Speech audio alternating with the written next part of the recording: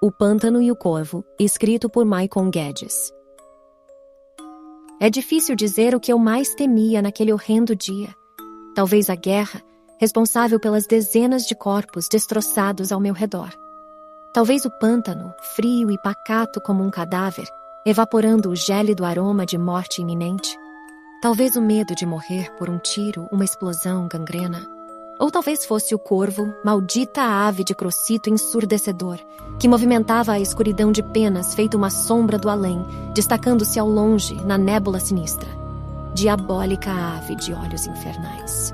O combate ceifou muitas vidas, principalmente daqueles que lutaram ao meu lado. A cada minuto, a ausência de um companheiro de guerra se fazia presente. Bastava um único piscar de olhos para que a próxima rodada de cerveja fosse descartada. Descansem em paz, amigos! Avançávamos em meio às explosões, em dupla, eu e o futuro defunto que na noite anterior cantava para nós uma linda canção, escrita por ele mesmo, dedicada à sua filha, música essa que, ao retornar para seu lar, seria entregue de suas cordas vocais para o coração da menina. Ah, como ele ansiava o brilho nos olhos da pequena. Só que hoje, durante o alvorecer, de sua boca a linda voz não se ouvia mais, e sim, gritos de desespero de alguém convencido de que cantar não iria jamais. Guerra é automutilação. Avançamos para atacar e para morrer. Como poderia um dos dois lados sair vitorioso em meio a tantas perdas? Eu sobrevivi. Por covardia? Não me importo. Uma voz em minha cabeça gritava a cada nova explosão. Fuja, salve-se! E eu simplesmente obedeci e fugi. Por sorte, não fui baleado durante a corrida. Marchei veloz direto ao pântano, lugar onde eu jamais queria ter ido. Mergulhei sem hesitar e ali fiquei, imerso até a virilha, acreditando que o combate não se ampliaria até aquele local onde uma sutil névoa, de aspecto tenebroso, pairava sobre a água suja e fria. Me escondi debaixo de alguns galhos e troncos derrubados à margem do lago e ali permaneci, aguardando o cessar dos bombardeios fatais. Após algumas horas, a fadiga me fez adormecer, enroscado nos galhos, e quando acordei, o silêncio era vasto. O combate chegou ao fim, pelo menos por hoje, pensei, e ao tentar me desprender com dificuldade do emaranhado de galhos pontiagudos, uma ferida se abriu em meu ombro, rasgando minha carne até o osso, despejando um punhado de sangue no lodo. Forcei meus pesados passos no pútrido lago e, enquanto caminhava, molhando-me por inteiro, notei que aquele pântano já foi uma zona de combate. Alguns metros à frente, avistei corpos de soldados boiando, alguns deles ainda inteiros, enquanto a maioria eu mal conseguia olhar. Como pode o corpo humano se transformar num desastre desse porte? Somente a morte poderia admirar tão asquerosa arte. Enquanto a água espumava, a cada passo tortuoso que eu dava dentro do pântano, rente à margem, percebi que algo estava me seguindo. Eu tive a estranha sensação de que um ser maligno me observava, não de um único ponto, mas de todos os locais. Lá longe surgiu, um formato escuro, destacando-se na névoa, era o corvo tenebroso vindo em minha direção, de galho em galho, de tronco em tronco. Ele saltitava nos troncos das árvores, boiando no pântano de lodo e nos troncos dos soldados mortos, mutilados por ferimentos mortais. Revoando de defunto em defunto, o corvo de mim se aproximou e da penumbra de seu bico, meu nome ressoou. Como poderia a maldita ave saber o meu nome? Como pode tal criatura ter o dom de falar? Até os dias de hoje não encontrei uma resposta, mas eu sei que naquele dia o meu nome a ave ecoou, num tom horrível e esquisito, acompanhado de atrozes crocitos sepulcrais. Diante de mim, um corpo boiava, servindo sua barriga inchada de pouso para o corvo sapatear seus pequenos pés decrépitos. A criatura alada de olhos vermelhos operava uma dancinha de morte na barriga do defunto, e eu não suportava mais seus olhos satânicos encarando-me. Acelerei o passo, ainda dentro d'água, com dificuldade, quase tropeçando e apoiando a mão em alguns corpos, ansiando ficar longe da ave das trevas. Vez ou outra eu olhava de soslaio e me apavorava, pois o corvo me seguia. E por mais que eu quisesse ficar bem longe da criatura, eu precisei parar, ao notar alguns soldados inimigos transitando entre as árvores. não muito longe da margem do pântano onde eu estava. Meia dúzia deles vinham em minha direção. Fingi-me de morto, já que enfrentá-los eu não aguentava mais. Encostei-me em um amontoado de corpos boiando à margem do pântano, sendo esse o único meio que encontrei para camuflar-me. Permaneci tão sereno em meio à carniça humana que por um instante acreditei que eu estava realmente morto. Os minutos que se seguiram a partir dali foram os piores. O som dos passos dos soldados se aproximavam de onde eu estava. Enquanto isso, pequenos esguichos surgiam na água a cada tiro que eles davam, determinados a assustar os que fingiam-se de mortos. E deu certo. Um dos supostos defuntos se desgrudou do tronco onde estava agarrado e levantou as mãos, clamando misericórdia, mas foi calado rapidamente por um tiro certeiro. 2 dos soldados inimigos entraram no pântano, desferindo golpes de baioneta nos cadáveres agrupados.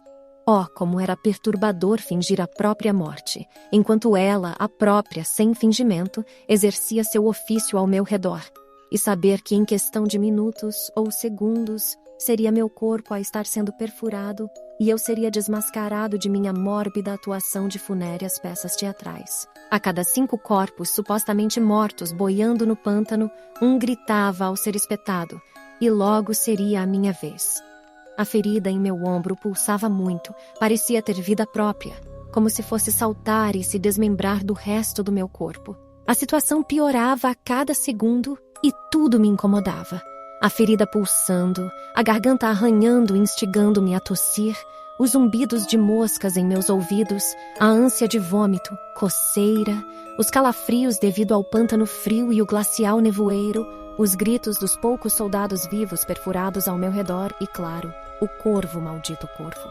Começaram a desferir golpes de baioneta no amontoado de corpos onde me enfiei, começando pela parte de trás, onde felizmente eu não estava camuflado. Eu era um estranho naquele ninho da carnificina. Enquanto isso, do lado de cada pequena montanha de corpos, o corvo me observava com aqueles olhos, e eu, mantendo os meus bem abertos, retribuía o olhar para a criatura, demonstrando todo o ódio que eu sentia, desejando que ela partisse para bem longe.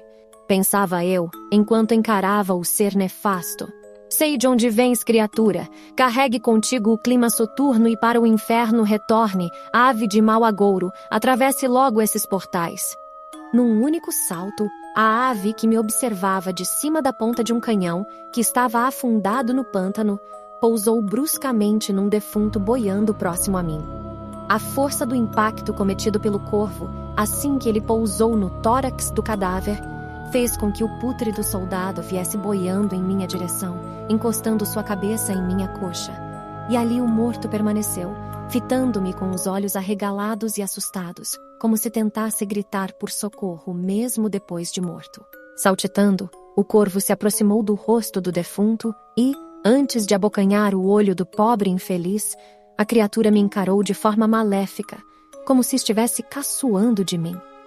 Muito ágil, a ave arrancou um dos olhos do ex-soldado, ou quem sabe, ex-marido, ex-filho, ex-pai, e eu, com um olhar penoso, presenciava o horror que acontecia àquele miserável corpo que boiava centímetros abaixo do meu peito. A única certeza que eu tinha naquele momento era a de que eu morreria em instantes. Afinal, eu já começava a sentir o cheiro da minha própria morte. Se não os soldados inimigos me perfurando com golpes de baioneta, seria o corvo o responsável pelo meu deprimente óbito. Começava então os momentos dolorosos. Ao meu lado, eu ouvia o barulho da lâmina rasgando a carne já morta de um cadáver. Enquanto isso, o corvo saltou e cravou seu bico aguçado na ferida em meu ombro, seguindo com fortes golpeadas dolorosas, até atingir o meu osso. A dor era insuportável, mas mantive a posição de defunto e não me movi 1 centímetro sequer.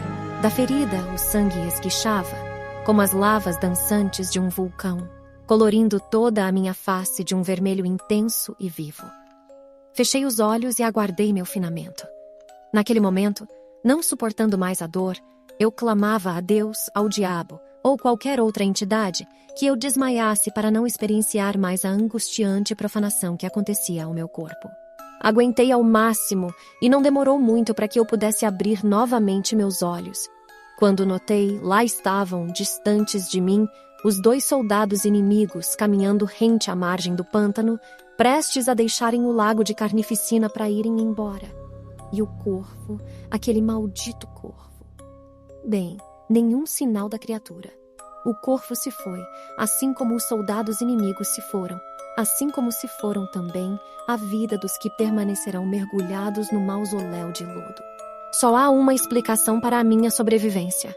Os inimigos, já cansados de tanto perfurar carne humana apodrecida, desistiram de mim ao notar o meu estado calamitoso, com ferimentos graves, como se eu estivesse realmente morto, e mais, com um corvo devorando-me. O miserável só pode estar morto, devem ter pensado.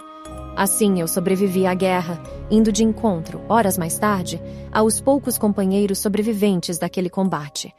Eu não sei qual era a intenção daquele corvo, se era perfurar minha carne, auxiliando para que a minha interpretação de morto fosse convincente o bastante, fazendo com que os soldados não me matassem de verdade por acreditarem que morto eu já estava. Ou, na verdade, o corvo realmente queria que eu sentisse as dores de seu bico perfurando com força, atingindo meu osso, fazendo-me gemer de dor e ser descoberto pelos soldados que me matariam instantaneamente. Eu não sei. Não faço a mínima ideia se o corvo queria me ajudar ou me atrapalhar, mas de uma coisa eu tenho certeza: para aquele lugar, onde a guerra devasta os homens, no qual permeia um sinistro pântano, eu não quero voltar. Nunca mais.